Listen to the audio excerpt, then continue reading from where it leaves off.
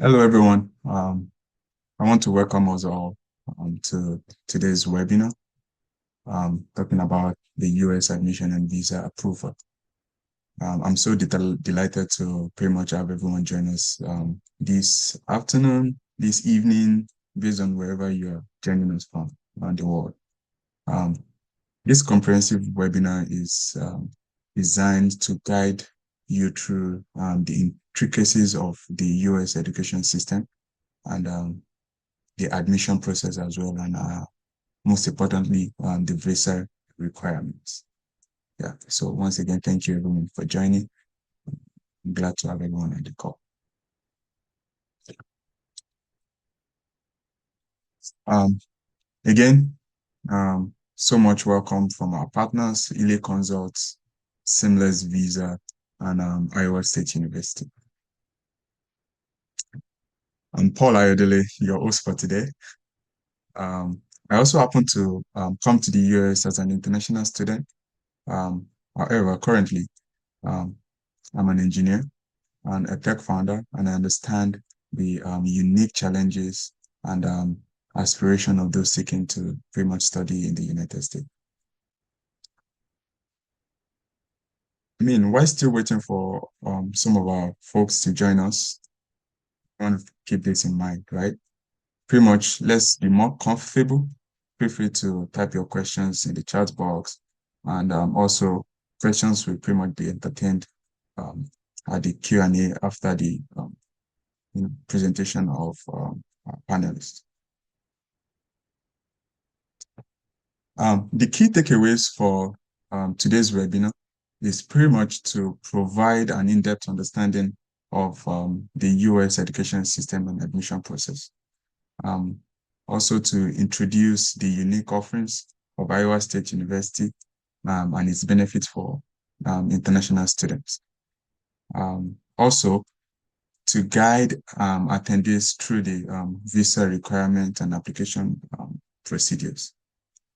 At the same time, to showcase the role of Ile Consult, and at the same time, Seamless Visa Incorporation in assisting through the admission and visa application.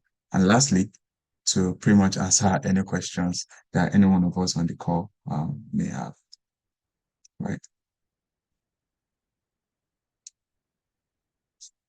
Um, Today's webinar's agenda will pretty much cover the following key topics, as you can see on the screen: defining the study placement, what makes the admission process, what does educational institute look out for, um, what is Iowa State's unique offerings, pretty much understanding um, the US visa requirement and its procedures, and also we'll conclude with a Q&A session to address any questions that we may have, right?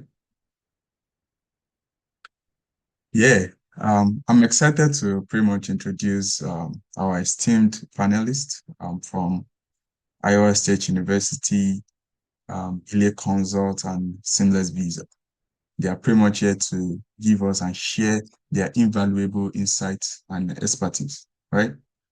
Joining us today is Sheena Vemani, um, the admission recruitment manager at Iowa State University, who brings wealth of experience and passion for helping international students in achieving their academic aspirations.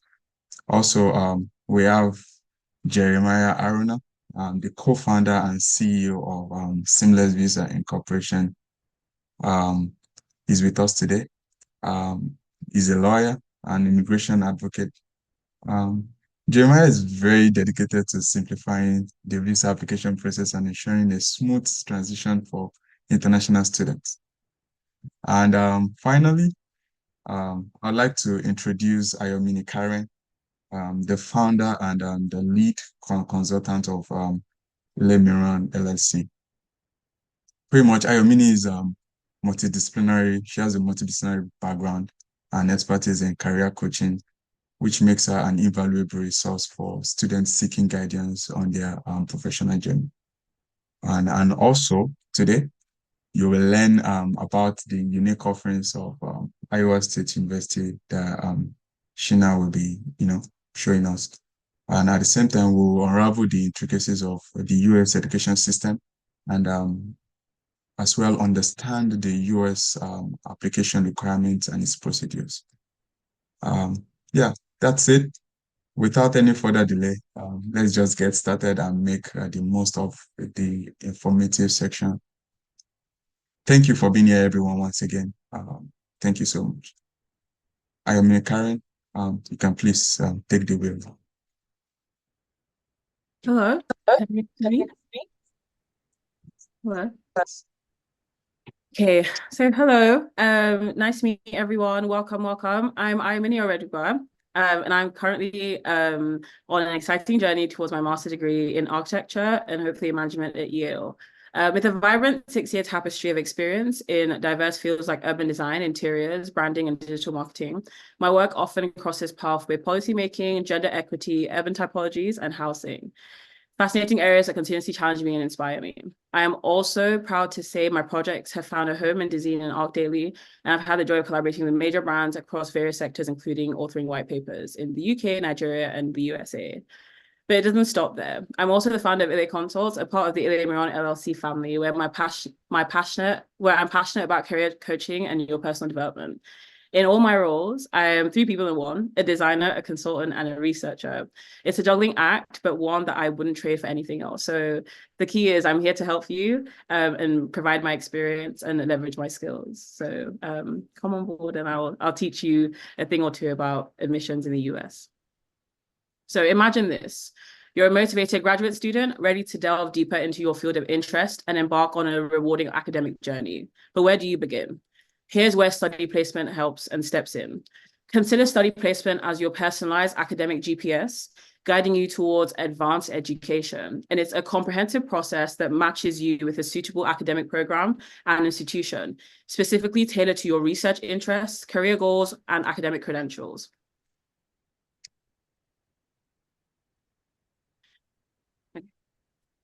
Suppose you're a tech enthusiast who aspires to contribute to the next big technology breakthrough.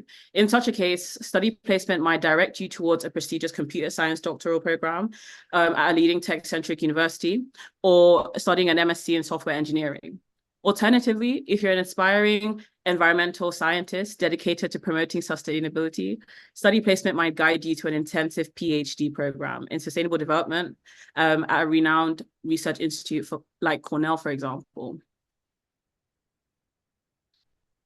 So it's more than just a hashtag. Hashtag I got in, hashtag, I don't know, Yale 26, hashtag Brown 25. It goes beyond just considering academic fit. But it doesn't stop at just academics. So study placement also considers your preferences regarding university culture, where you're located, collaborative opportunities, and much more. So gear up for a thrilling journey towards your ideal destination in the realm of higher education. With study placement, your exciting academic venture is just about to commence. Let's talk about the USA. With 50 states, the US offers an impressive range of courses and degree programs, providing students with a multitude of choices. California, for example, is known for entertainment and the Silicon Valley. Texas, famous for its size and the oil industry. Florida, renowned for tourism, Disney World, and beaches. Who doesn't love beaches? New York, a global hub for finance and culture. So one of the hallmarks of the US education system is its flexibility, and students are encouraged to explore different fields before deciding on a specialization.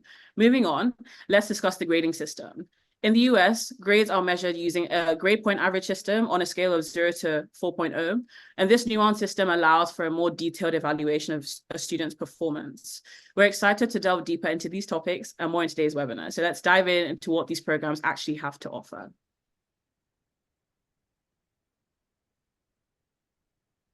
University tiers, there are about 4,298 degree granting post-secondary institutions in the US as of 2022, ranging from Ivy League institutions to state universities and private colleges.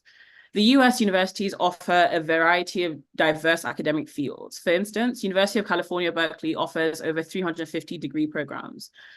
And they also have good international student support.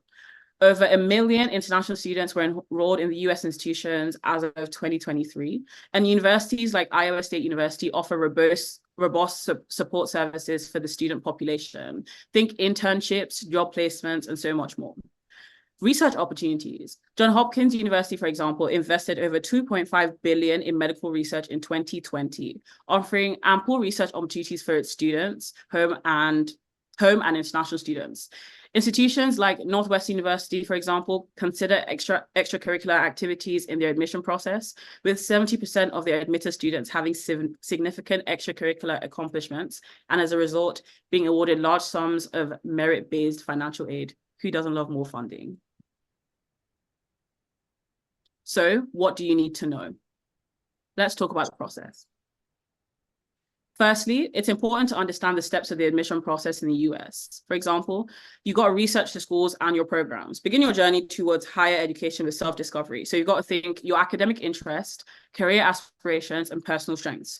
Use these to guide your research into potential schools, looking at programs, locations, and family around you. Remember, every university has its unique strengths, and the best one for you is where you grow and thrive the most. Number 2, prepare your application materials. It's time to put together a compelling story. Remember, always sell your narrative. Your transcripts, your recommendation letters, and your personal essays should all work together to paint an authentic picture of you. If required, prepare for the TOEFL or IELTS to prove your English language proficiency, or the GREs or GMATs. Take your time in crafting these materials. They are the first impression you're going to make, so you've got to do it right. The third would be submit your application, obviously. This step is all about attention to detail. Be meticulous while filling out your application, whether it's through an application aggregator or the school's portal itself. Each section is an opportunity to showcase a different facet of your personality, your life, and most importantly, your potential. So be detailed, cross your T's and dot your I's, and be thorough. Fourth, wait for decisions. Be patient. Patience is key during this period. It might take a few weeks or even months, but remember, each university has its own timeline, and use this time to continue your research, communicate, speak to your admissions counselor, and perhaps look into housing options or explore the clubs and societies you might want to join in the future. Number 5, accept and enroll. Congratulations, you've made it. If accepted, it's time to officially embark on your higher education journey. Accept your offer, look into the logistics like housing and course registration as mentioned earlier, and celebrate. Always celebrate your wins. You've worked hard for this, and this is only just the beginning. To summarize, begin by identifying your academic interest and your goals. This self-understanding will guide you during your application process. Always think about what you're doing and why you're here and where you're going and how they can help you. As much as you're applying to a school, the school is also kind of like applying for you to be its student. So you've got to think, why do I want to be here? What's my game? What's my aim, long-term, short-term, and consider how the location of the university aligns with your lifestyle and your career goals. If you're interested in tech, for instance, a university near Silicon Valley could offer networking opportunities and internships. It can teach you a thing or two about speaking and getting yourself out there. Customize each application to show your interest in the course and university while assessing the unique benefits each university offers, such as specific courses, renowned faculty, for example, scholarships, student support services, and alumni networks. Alumni networks are really important. Highlight your unique qualities, experiences, and perspectives that can enrich the university community and your own. Showcasing evidence of initiative, such as leadership roles, projects, or community involvement, can distinguish your application in itself. Additionally, obtain a strong recommendation letter from someone familiar with your academic or professional capabilities. Your family is acceptable, but we usually advise that you choose maybe like a lecturer or professor or a previous employer, and they can substantially enhance your application. Always ask for help. This is a very important rule. If you're unsure about something, don't hesitate to reach out to the university admission office for clarification or someone who's done it before. So, how do we come in? At LA Consults, we believe that everyone deserves the opportunity to reach their full potential. And we take pride in our extensive network, which allows us to offer a range of services to individuals from highly recognized firms and universities around the globe. Our personalized approach is what sets us apart from everyone else. We've got 99% client satisfaction, and the key is that we are here to help you and sell your story the best way we know how.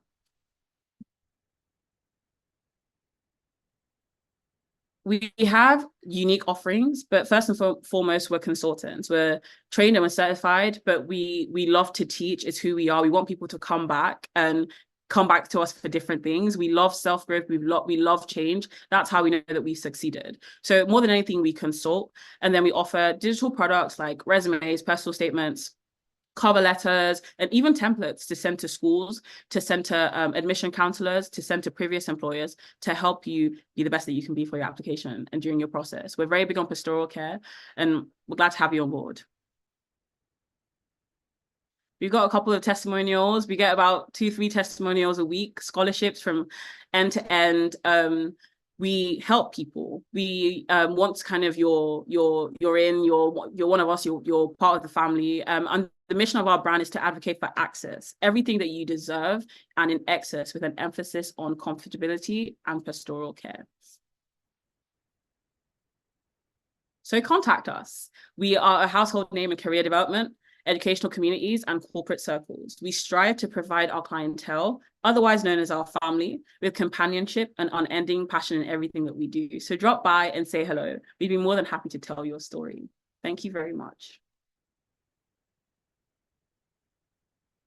Yeah, thank you so much, Ayomini. Thank you so much, Ayomini, for that. That's an excellent presentation there. I can say, yeah, I also got a lot of clues. Yeah, thank you so much. I mean, just to continue with that, I'd like to also invite Sheena to please take the wheel at this time. Yeah, thank you so much, everyone. Thank you, Paul.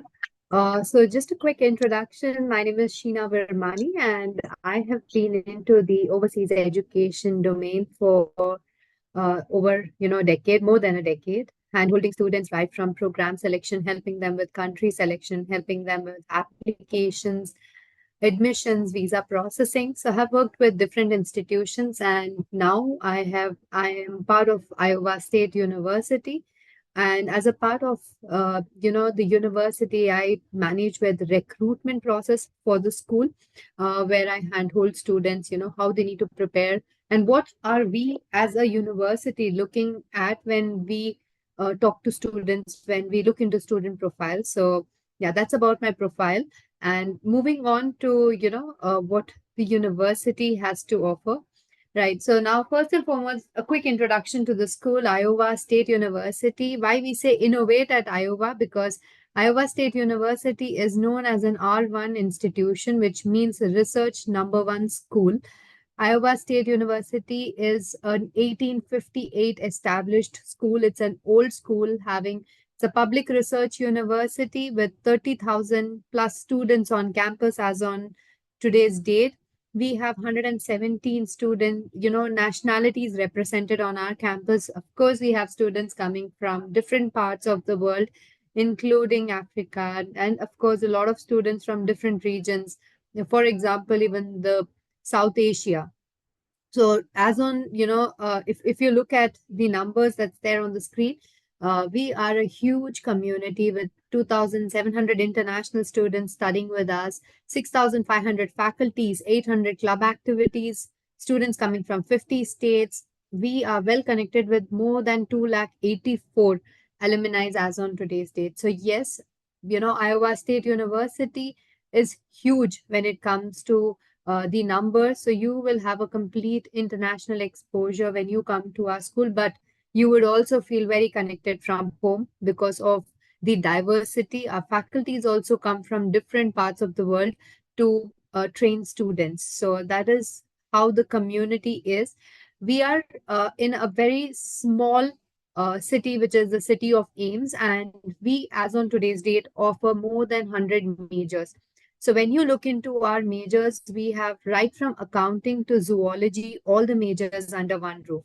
For example, if you are a student who would like to major, somewhere like, for example, business along with fashion, right? So you can go in for a major and minor at Iowa State University.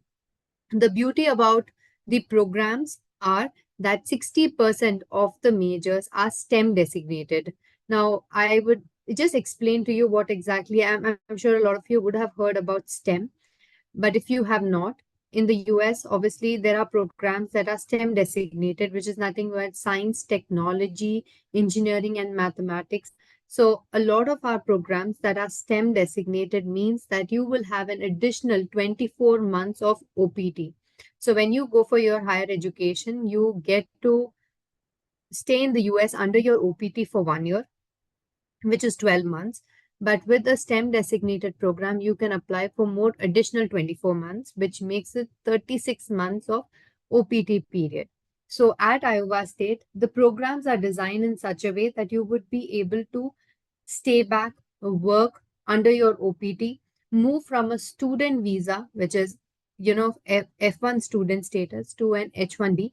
And then you can, of course, go ahead, process for your green card in the future. So that is how the programs are designed for you to settle into the US environment very easily. So our programs, if I talk about some of the popular majors, I could say that you can apply for computer majors because computers is something, the first electronic digital computer was set up at Iowa State University. So that could be one of the majors that you can opt for, and of course the other majors as well. Talking about Iowa State University is a ranking because a school falls under the ranking only when they provide quality education, when they have quality faculties, when they have good placement records. And we at Iowa State are very, very proud about how we are ranked, and just not ranked in national rankings. As you see on the screen right here, we are ranked for our programs as well. So if you look at our finance is ranked 48 within the US. If you look at our major in computer engineering, we are ranked number 12. If you look at, we are the best undergrad engineering programs, we are ranked 50 amongst that. We are very strong with our theater. So we have an array of programs to be offered for undergraduate students, and at the grad level also we have 200 plus majors to offer to the students at Iowa State University. And these are our national rankings. We are also globally ranked 263 best global university. So when I talk about global university, it means that across the globe, whether it's US, UK, other institutions in competition, Iowa State University ranks 263. Apart from that, we are ranked top 100 globally for certain programs, for example, plant and animal sciences, food sciences, applied microbiology. We are ranked top 200 for civil engineering, molecular biology, mathematics. We are in the top 300 global ranking for chemistry, economics, business, electrical, electronics, computer science. So we are a school that are well recognized, well positioned, and globally ranked. Moving on to our next slide, which talks about why we say that we are having best placement records, best, rankings, and of course, we are top preferred university for employers because we hit at a 97% success rate for students in terms of employment. So if you are an Iowa State University student, you can be rest assured that all the companies, all the Fortune 500 companies would be ready to grab you once you have completed because of the quality of education that Iowa State University has to offer.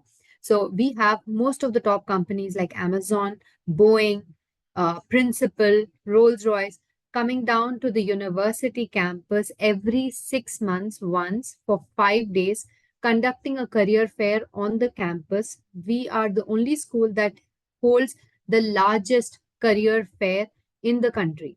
So that's a 5 day every semester, 6 months that the companies come down and recruit Iowa State University students to work with them on certain projects and also to recruit them. So I can just give you an example over here. Very recently, one of our students has got a summer internship in Tesla, and the student is going to California for the internship.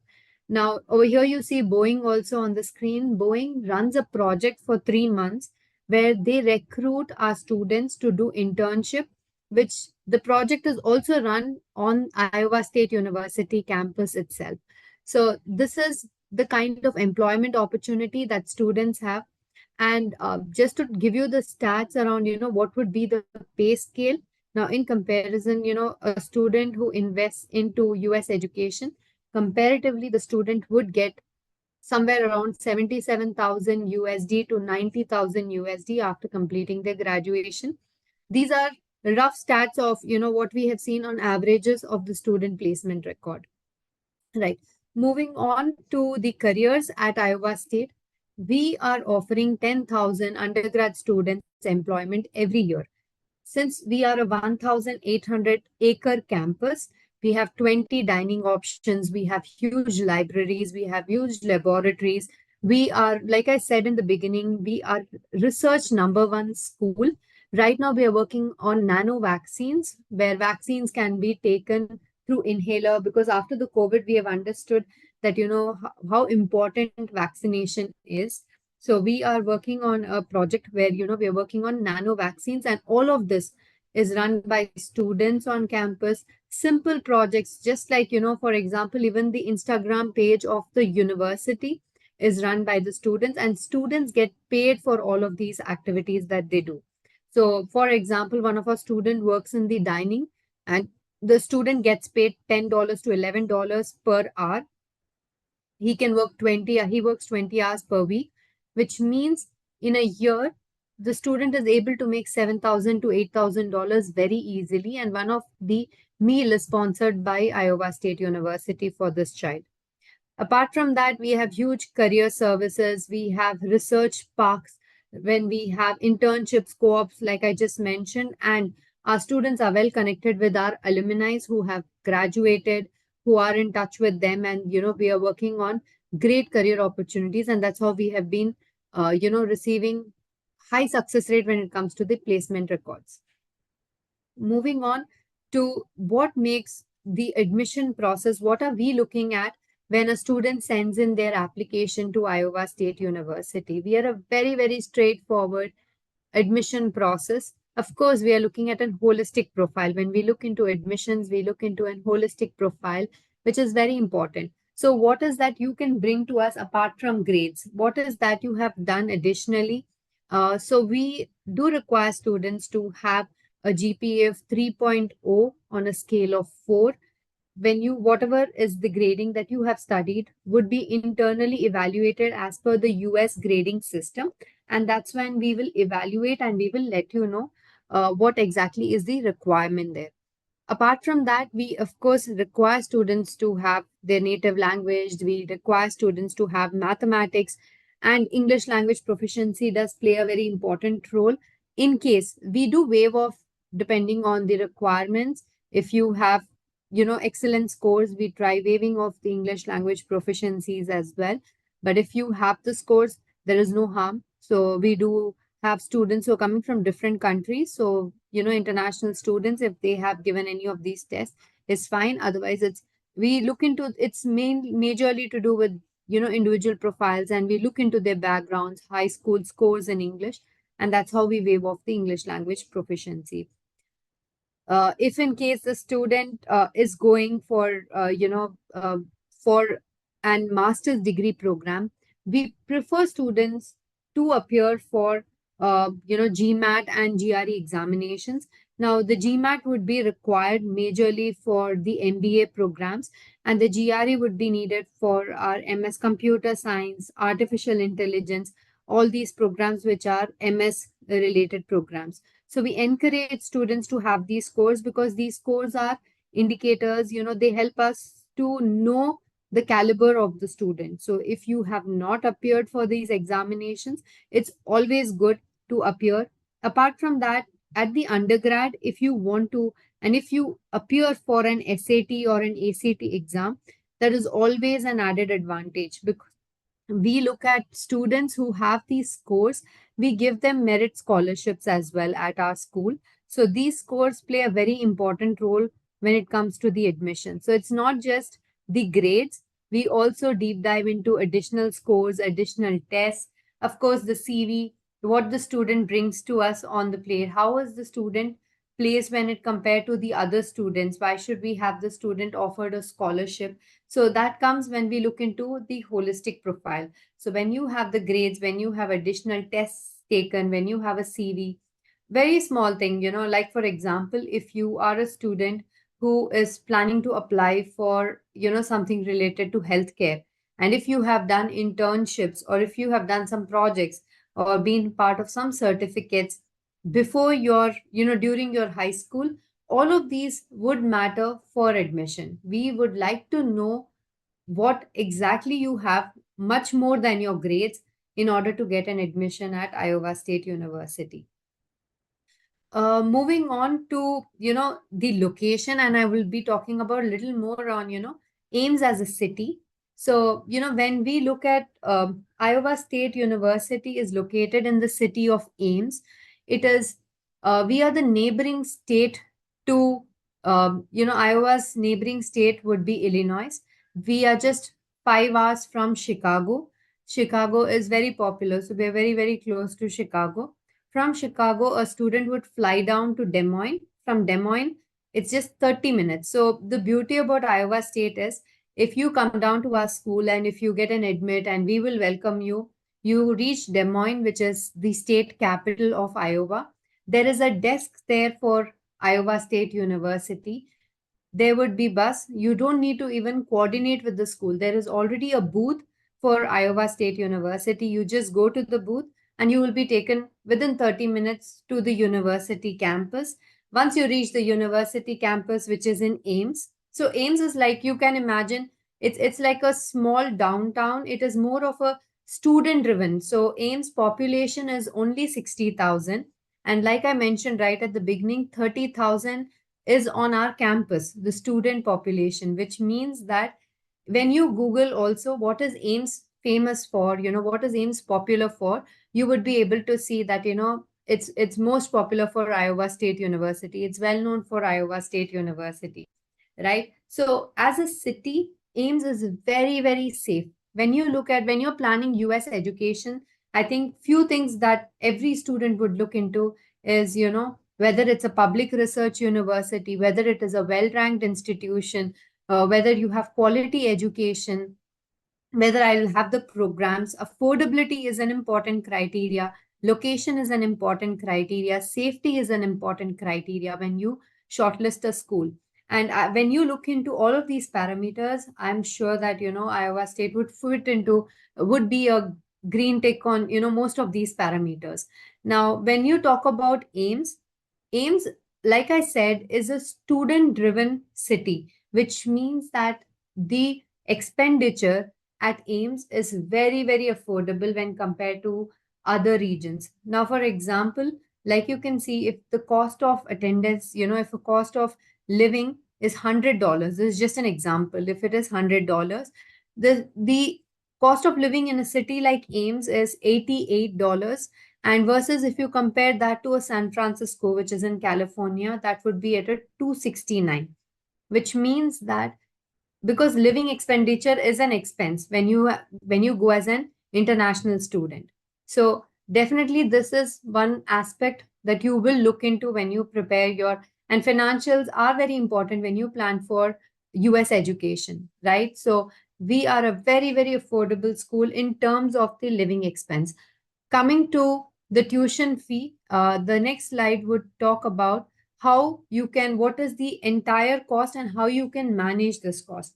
Now, our tuition fee is somewhere around $29,500, right? And the remaining is the living expense. $9,000 is the food and housing, books, insurance, everything put together yearly. The cost of studying for any student at Iowa State University would be $45,500. But we offer scholarships to our international students based on their SAT, ACT scores, based on their overall profile, based on the essays that they provide. So different permutation, combination, different scholarships that might be open for students. We offer them almost we do have merit-based scholarship, international student scholarship. There are various scholarships. And if you have to apply for these scholarships on the one app form, if you apply for the scholarships, you might be eligible for a 4,000, 8,000, 9,000, 10,000, $11,000 scholarship, which means that an average good student, say for example, if I'm a student who has taken the SAT, I might be eligible with my score for a $10,000 scholarship. So if the fee and living expense together is 45,500, 10,000 is the scholarship amount. After that, we are offering on-campus job opportunities that I mentioned, which means a student can easily earn $8,000 to $9,000.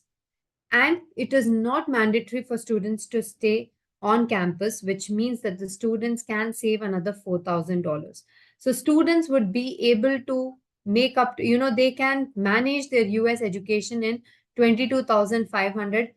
And imagine you're studying at an public research university, globally ranked school. You can study any of your majors that you wish to, and you're studying under, with 30,000 students on campus, with under the guidance of 6,500 faculties and at an R1 school. So it is definitely, and not to forget the return on investment. So imagine you're investing 22,500 in a year, and the return on investment on your education is 77,000 USD. Because obviously you have to look into how you can settle in, how you can work, how can you manage after you have completed your graduation as well. And of course, maintaining quality education. So that's about how you can manage the cost. And just coming to the next slide, where, all I would say is that we are a very, very straightforward admission process. When it comes to the admission process, you just need to apply online, report your scores, upload your supporting documents, make an application fee, fill in our scholarship one app form, and then once you have your offer letter in hand, you just need to pay your 425 acceptance fee. This is not an I-20 fee. This is an acceptance fee that can be paid after retrieving your I-20, and then you can go ahead with your visa process. So that's about the school and the requirements and how you need to file your application. And definitely we call ourselves the Cyclone, not because of, not the calamity, but because it's just that, our sports team, our football team, we have named ourselves the Cyclone. And yes, if you are looking forward to coming to our campus, studying with us, we are more than happy to welcome you. And here you have all my details, my WhatsApp number and my email ID. So feel free to reach out. And of course, you have the team here who are well experienced in guiding you as well. So wishing you all the best if you are planning for your US education in the future, and hope to see you on campus if you want to make it to Iowa State University. Thank you. Thank you so much, Paul. Yeah, thank you so much, Sheena. I really appreciate that. I believe everyone on the call will have a better idea, understanding the unique offering that Iowa University is pretty much giving to anyone that is willing to pretty much join Iowa State University. And once again, thank you so much, Sheena. Really appreciate that. Before moving forward to the next agenda, I would just want to kind of put it out there for as many that would like, though, that have any question. I already see questions coming in. There's a section for that where we'll be treating those questions. But please feel free to drop your question in Q&A option up there on your button on your screen, somewhere around. Just click it, ask your question so that it can be part of the things that will be treated at the end of the next presentation. Thank you so much, everyone, for complying to that. So moving forward, I would like to invite Jeremiah to take the wheel this time.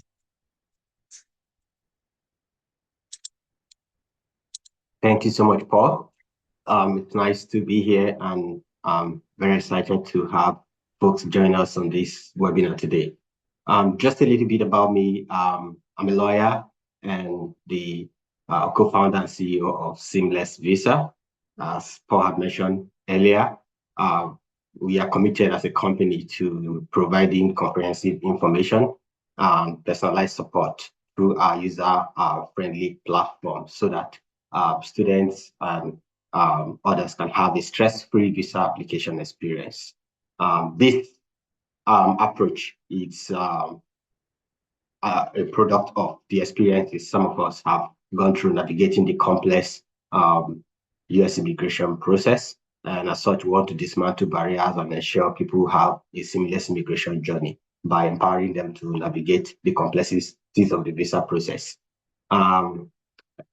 So we have ensured that countless students achieve their aspirations to study in the United States through our unique platform and personalized support at Seamless Visa. All right, let's dive into understanding the requirements for US visa process, particularly the context of student visa. To study in the United States as an international student, you must get a student visa. And the common student visas are the F1 visa and the M1 visa. The F1 visas are for full international students pursuing academic studies. For example, anyone interested in high school or college or university study can apply for the F1 visa. We also have the M1 visas for full international students who are pursuing vocational studies. An example of this would be someone who would like to attend a culinary school or a medical training program in the United States. The best route would be to go through the M1 visa.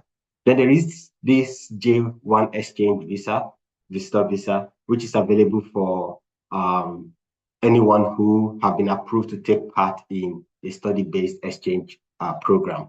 A lot of visiting scholars and research assistants fall into this category, and they would normally explore the J1 visas route to the United States. All right, we would look at the difference, the common difference between the F1 and the M1 visa as it is. Now, for the major difference, as you've seen in this infographic, is that the F1 international students visa allows you into an academic program that has a core academic curriculum, right? While on the other hand, a vocational program really doesn't have a core academic curriculum. Now, for F1 visas, you're eligible for annual vacation. Sometimes these programs are more than 1 year, 2 years. It could even be 5 if you are going through the route of postgraduate or PhD. But for the M1 visas, most of them are really within a short period, and you're not eligible for annual vacation. The F1 visa allows you to change your program of study.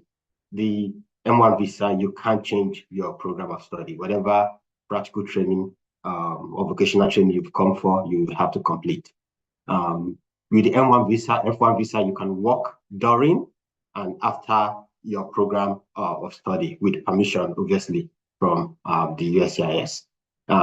But you can't work with the M1 visa while studying, but you can work after the program of study ends with permission also from the government. F1 visa students can remain in the United States for the duration of their program of study, but you can only spend up to 1 year if you're on the M1 visa, except you apply for an extension. And also for F1 visa, you can stay in the United States for up to 60 days after the completion of your program or your optional practical training. And under the M1 category, you can only stay in the United States for up to 30 days after your practical training ends or the end of your program if you choose not to do the practical training. All right. So let's look at what you need to have a successful student visa application.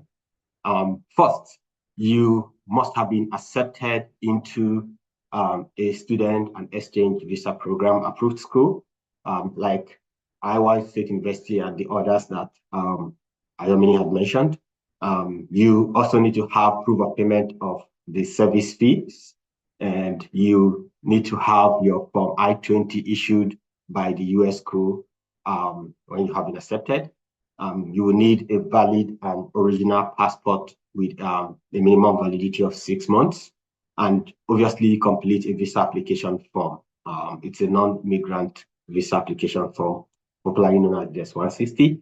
And very important is your bank statements to demonstrate adequate funds to cover your tuition fees and your living expenses, and original academic transcripts or provisional certificates that could support your program of study, your desired program of study. Some universities require additional exams, evidence of exam taken to show academic and language proficiency.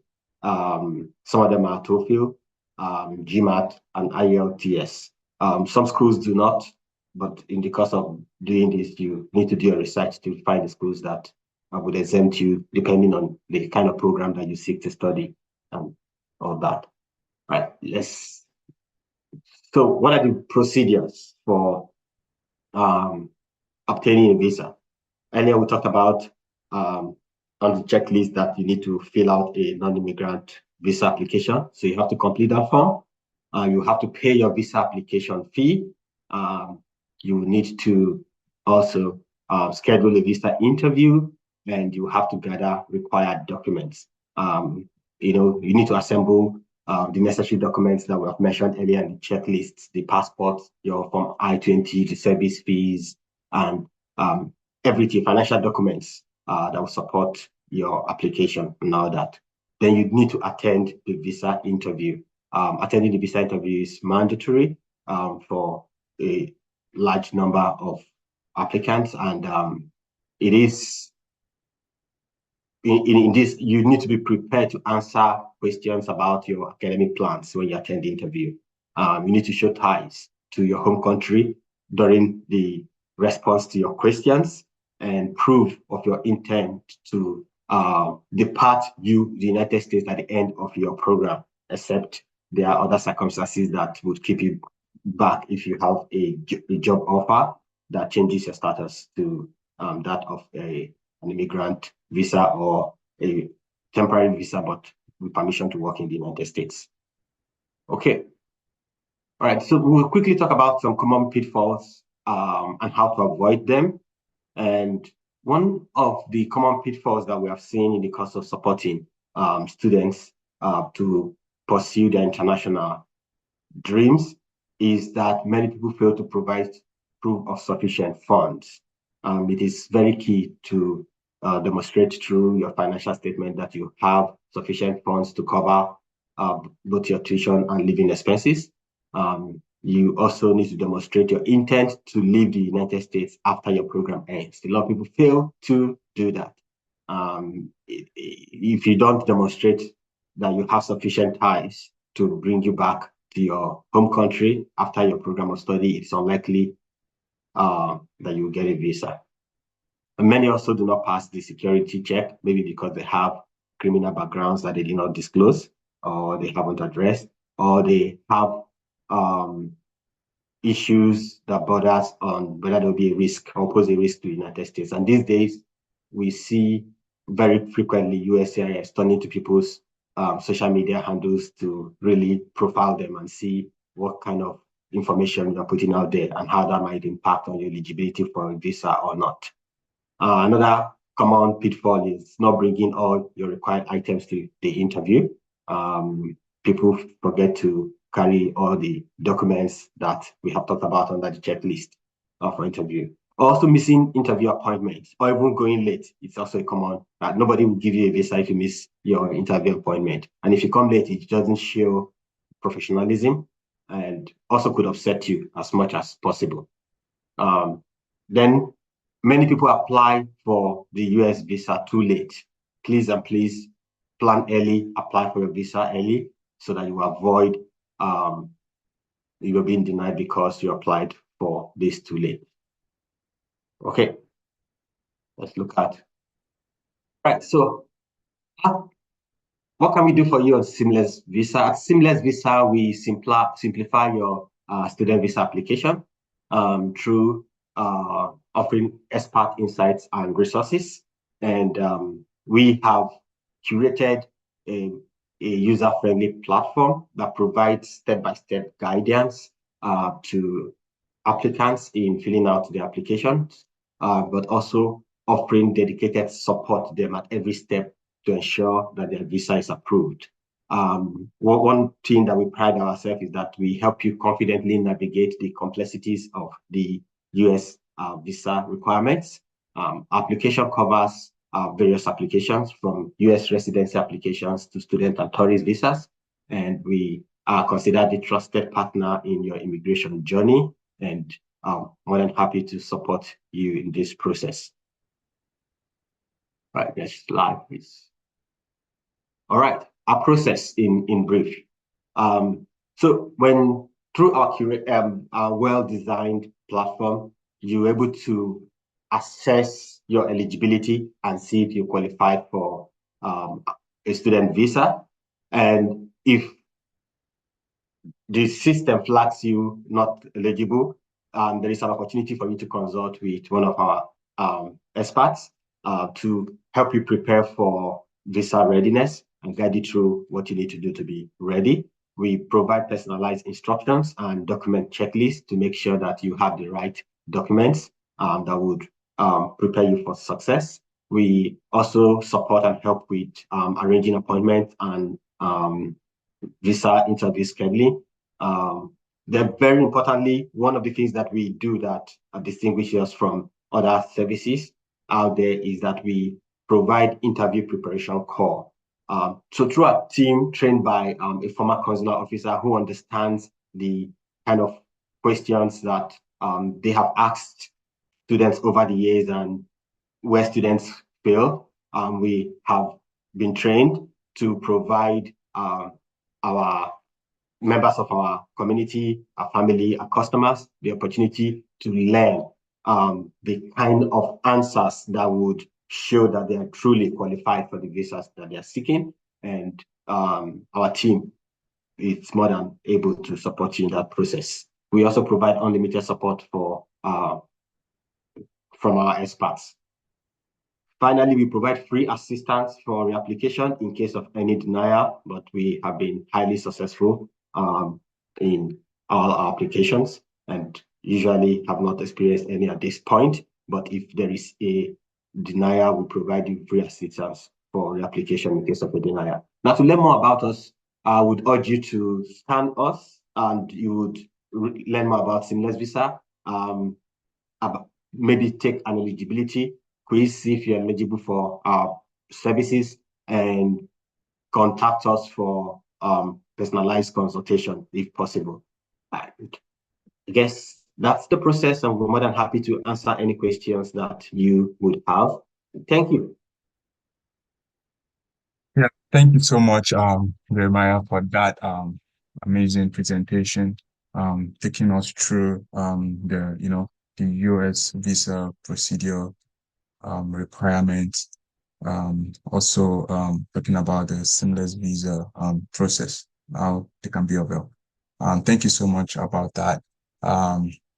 That's really insightful. So moving forward, I mean, I want to believe people have questions. You've read all this, everyone is talking, everyone has given their valuable insights. So I believe it's high time to just, let's take some questions.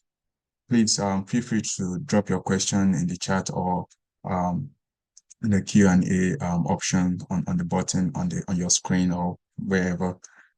So I pretty much have a couple of questions here, and I'll be directing it to our panel, right? So So I got a couple of questions from our social media, and the question I would like Jerry to pretty much see to this question. Two questions. Do dependents of those with student visas need to attend visa interviews? That's the first question. Then the next question is, how do you go about answering visa interview questions correctly? So I would like you to, talk more about that. Thank you. All right, thank you. That's a great question. And the answer is yes. The first question is yes. Dependents, spouses, and children of student visa holders need to attend a visa interview. They will need to apply for the F2 visa and go through a separate interview process. The process would allow them to demonstrate their relationship with the primary student visa holder and their intention also to return to their home country at the end of the interview. So yes, they need to. Now, I want to also point out that there are a few exceptions to this. So for children who are below the age of 14, so 13 and below do not need to attend an interview. So because of your age, you're exempted from that interview. It is not impossible to have a dependent who is over the age of 79, who is 80 and above. But if you have a dependent spouse in that age group, then they're also exempted from interview. So I wouldn't want to eliminate the fact that that is also a possibility. So the answer is yes, they need to attend the interview, but the children are exempted and people above the age of 80 are exempted. But let's define what that dependent is. It has to be children and spouses. So that's the first one. The second question is, the short answer to that is be honest and sincere in your response, right? Be honest and sincere in your response. Make sure that you go to that interview prepared, following the checklist that we have provided. If you have everything in your checklist, accurate in your checklist, you're likely to scale the hurdles or avoid the pitfalls that people normally have that prevents them from getting visa.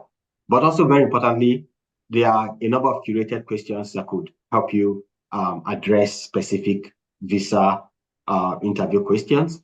And like I mentioned earlier, our team of experts are very skilled in helping you prepare for interviews. We can help you navigate the likely questions that you would be asked and how to best respond to these questions and getting the best results from them. Thank you. Thank you so much, Jeremiah, for that. So I have another question, and this goes to Sheena. The first question here is, sorry, okay. Yeah, the first question here is,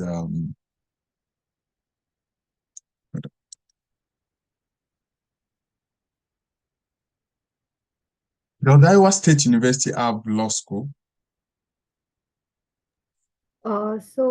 We offer different majors. Of course, for international students, our law program is not open, although we do offer.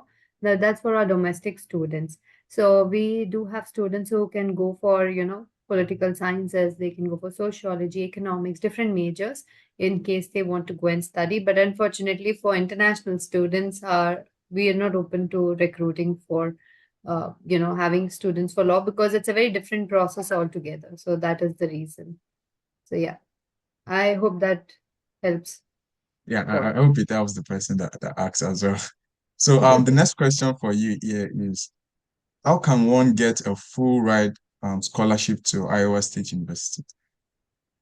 Excellent question. Right. So since we are a public research university, we get grants from the government and we want to benefit majority, we want to give it away to our students as well.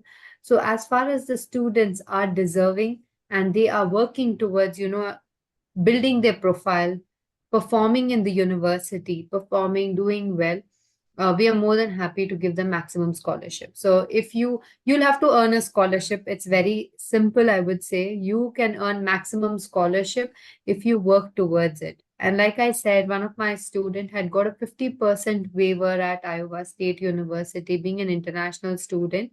And of course, we have given 60% waivers. We do have give waivers to students who are highly deserving. Um, but an 100% tuition fee waiver, that would be very rare. That would be just like, one out of all the international students that we might be able to give. But yes, we do encourage students with giving them some kind of scholarships, aids that we give, like $8,000, $10,000 scholarship on the tuition fee. Like my slide mentioned, we give a lot of on-campus, opportunities for students. We also give them a lot of part-time opportunities. So that really helps the students to manage their expense. So I hope that answers, Paul.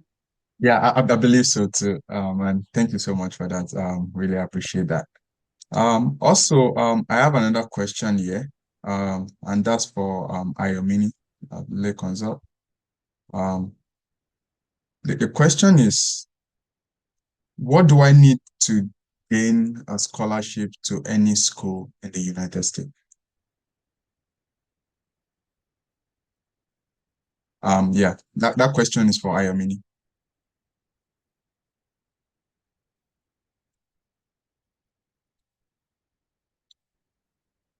Hello.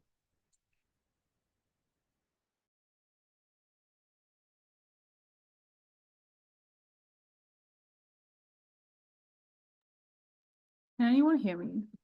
In the chat. For some reason my audio has cut out. So if you're saying something, I actually can't hear you.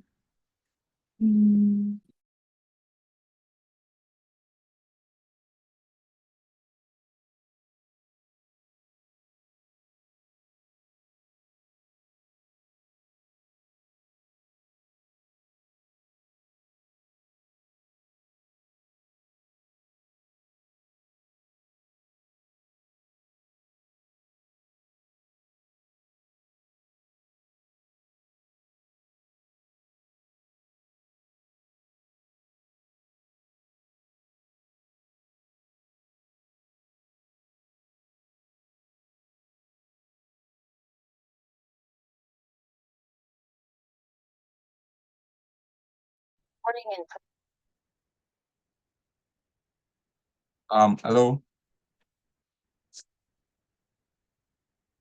All right. Please, can you hear me? I just want to be sure. I had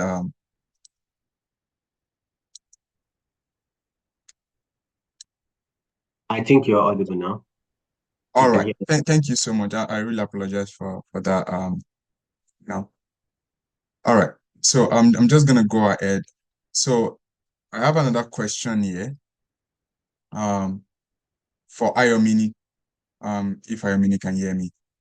The question is, what do I need to gain a scholarship to any school in the United States? That's the question.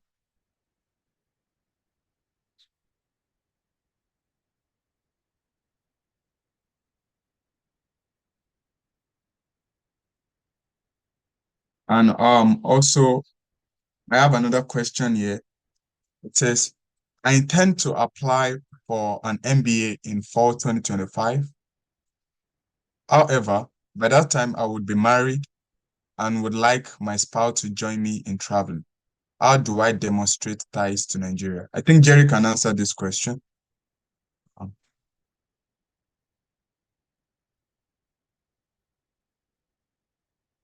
Jerry, please go ahead and you can answer this question. Yes, please. Can you hear me, Paul? Yes. All right.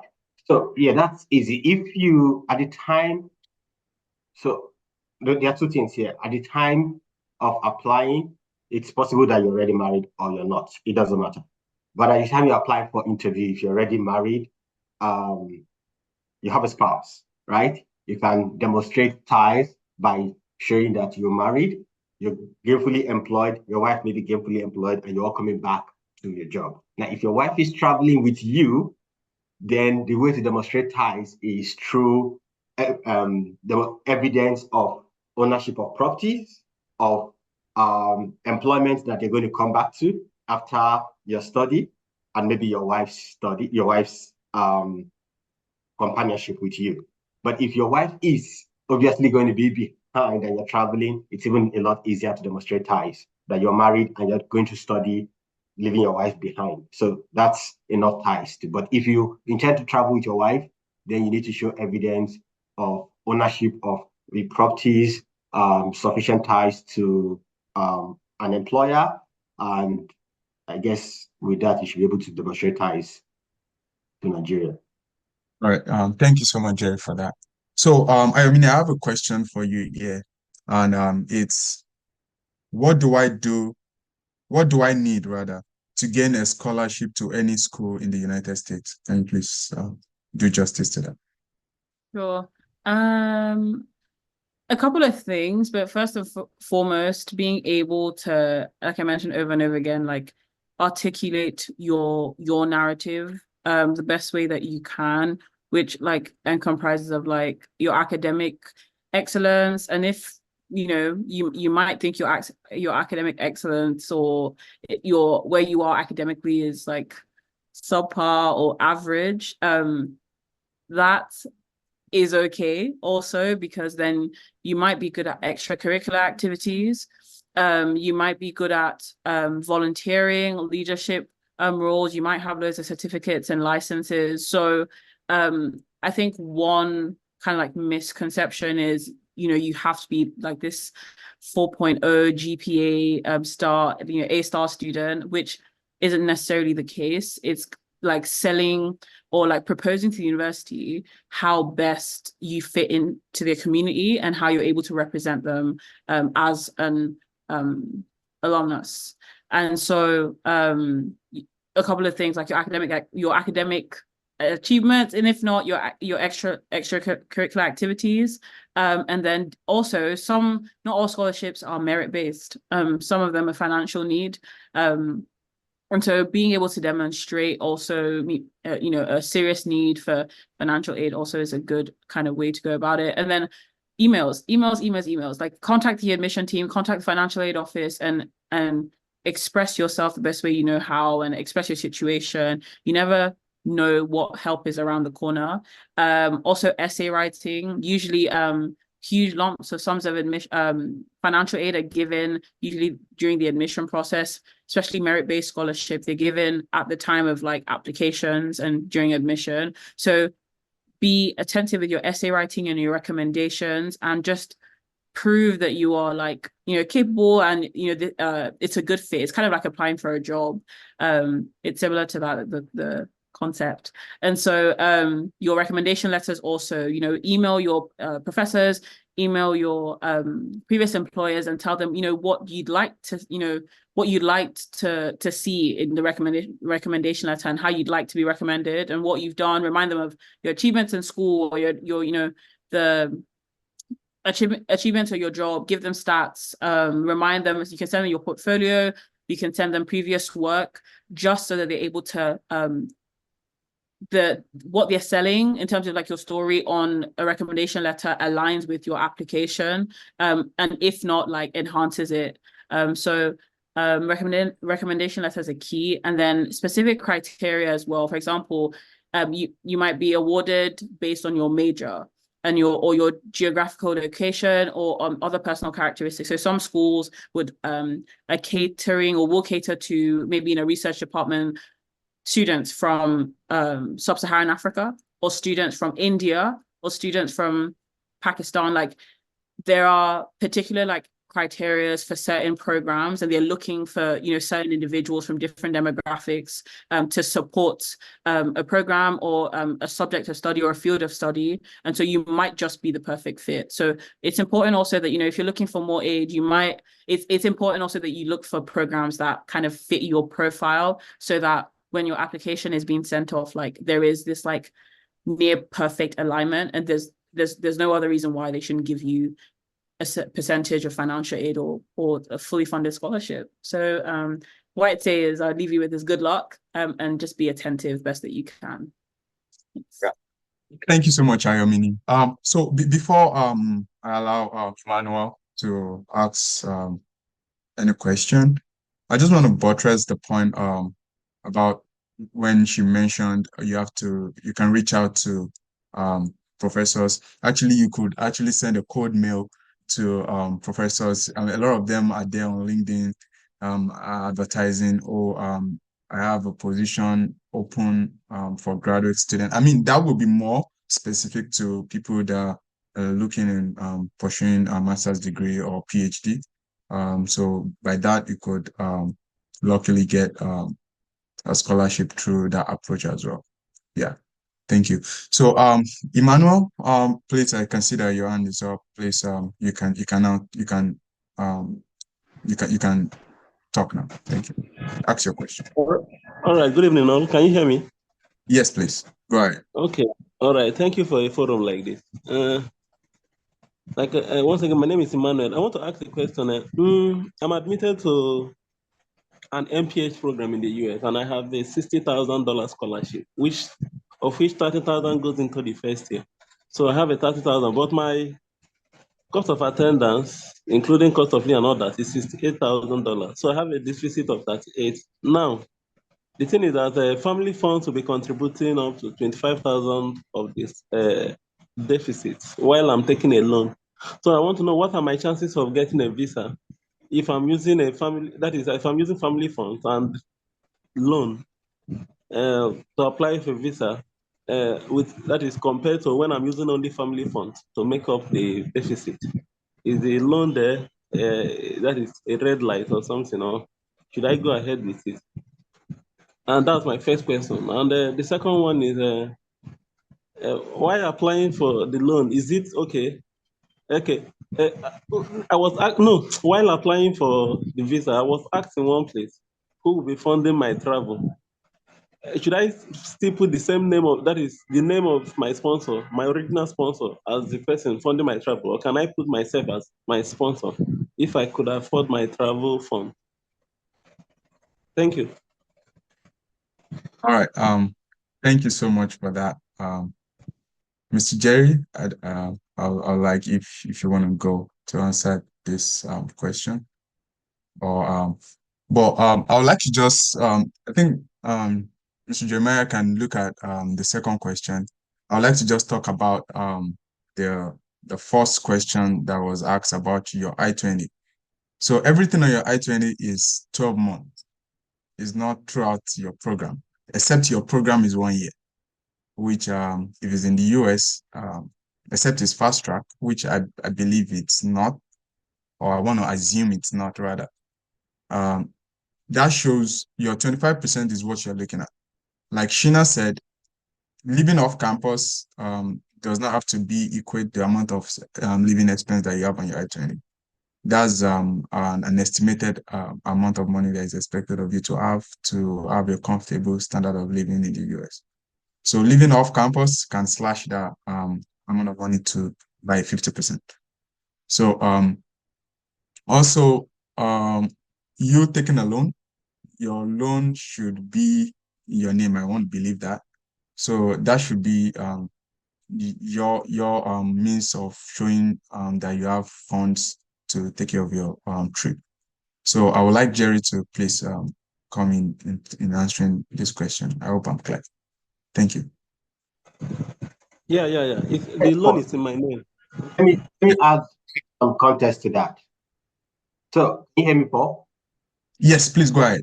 Right. So let me add some context to that. Yes, you can use a family fund or a loan to apply for a student visa. However, there are specific requirements and considerations to keep in mind, right? How is the loan structured? So you will need to provide documentation showing the source of the funds and agreements that it is a family fund or it's a loan to you to pay based on, and you need to work with a lawyer to put that there. So it has to be in your name. What USCIS is interested in is that the funds are transferable to the school, right? It's not a loan that is contingent upon you're going to study. No, you have it available, it's been given to you. We're advancing this loan to you to go study in the United States. Here it is. You have documentation to show that you have the funds in your possession. How you're going to pay back the funds when you return is none of their business. What is important is you have the funds in your possession and it is transferable to the educational institution that has admitted you. So your document or agreement must show that the funds are available to you and are being transferred to the educational institution. I don't know if that's clear. Yeah, I want to believe that's clear. I mean, if it's not, please, you can still raise your hand. Then I can allow you to pretty much unmute yourself. All right, Mr. Emmanuel is still up. I believe he still has a couple of concerns. So, Mr. Emmanuel, please go ahead. Okay, thank you very much. Thank you very much for the clarity, especially with the caveats about they are not interested in the secondary part. Because I've been getting negative reviews about no. That's why I went for family funds in the first place. In fact, I wanted to do everything with my family fund. But the bank account at the moment doesn't have as much, even though there is always money in it. So that's by the way. So I had to just use the loan as a backup. Not that I'm depending on a loan. I just want.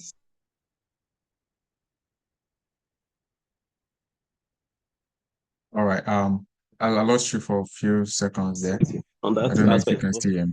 Okay. Yeah, I lost you for a few seconds. Okay, sorry. I think so. A call came in and I had to reject it. That's by the way. Thank you.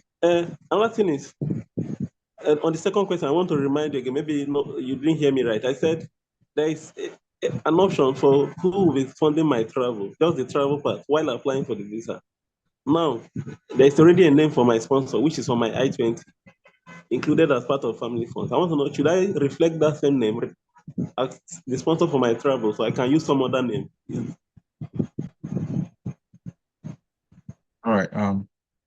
Jeremiah, you want to answer that?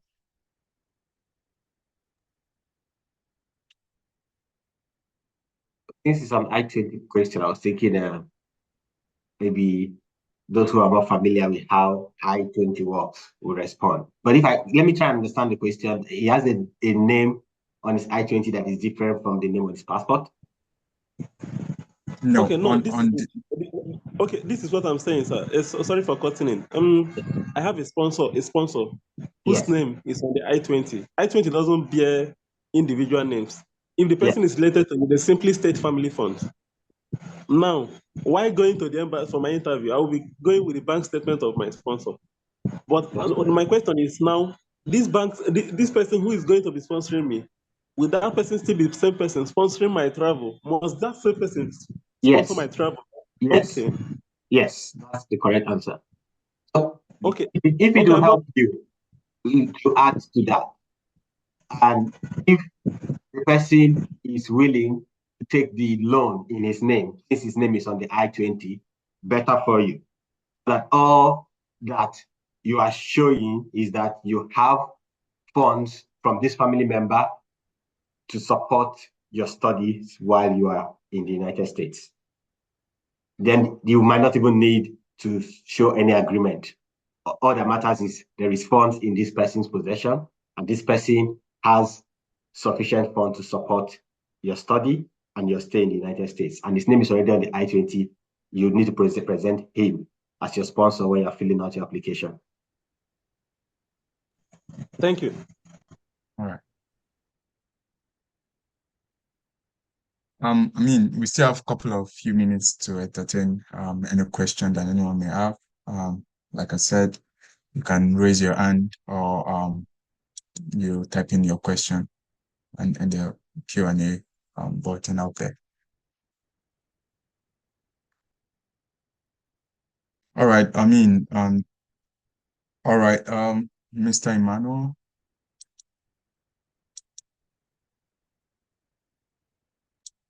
Please go ahead. Sorry, I have a question. Thank you for giving me one more chance. The thing is that I'm a medical doctor that works in a tertiary hospital in Nigeria, and I'm not married. I am not married. I'm the first child of my parents. In fact, I'm a first generation university graduate. Both of my parents live in Nigeria. I am not married. How do I prove, how do I prove home ties during my visa interview? Um, And Mr. Jerry. I'm employed anyway. I'm employed to a hospital in Nigeria. So, Like I said, so tertiary number hospital. yeah, number one, it's your employment. Proof of your employment. It's one. Um, if you have a contract with your employer that suggests that they support you going to study abroad and that your employment is guaranteed upon return and that you have a contract to come back to them. That's one way to show ties.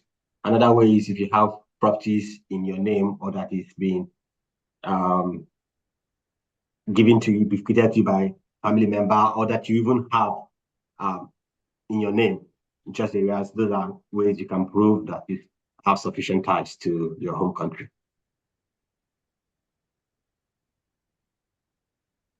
All right, thank you, sir. That's good. Yeah. All right. Thank you. Thank you once again for that. I believe if there's no question anymore, which I'm still believing if anyone want to ask, there's the opportunity to do so. However, if maybe everything is clear right now and you find yourself needing to inquire more, please, you can reach out to any of us. Either you can reach out to Sheena, Jeremiah, Ayomini, and I believe they will be able to do justice to your question. And if there's any question whatsoever, you can ask pertaining to Iowa State University. Please let Sheena know about that. If you need any or you need to ask any question around visa processing and its requirement, you can reach out to Jeremiah at Seamless Visa. At the same time, if there's any question around application, US schools applying there, you can pretty much at the same time reach out to Ayomini. All right. And you can as well send all your questions to seamlessvisa@ilemiron.com. Seamlessvisa@ilemiron.com. And all that questions will be answered. All right. Once again, I want to say thank you everyone for joining us today. If there's no more question. All right. I think before I leave, I have a question right here. The question is, what if I am one of the directors in the company where I work? Is that enough ties? So when you look at direct, USCIS does not look at direct ties in isolation to one situation. There are a number of factors they need to consider, right? What's the overall circumstance in this? And if you're a director of a company where you work, what kind of company is it? How reputable is this company? What's your stake in the company? Can the company run without you? And are you building a successful company? So you can imagine that someone who is a director in a largely reputable company will not have any difficulty in proving sufficient ties.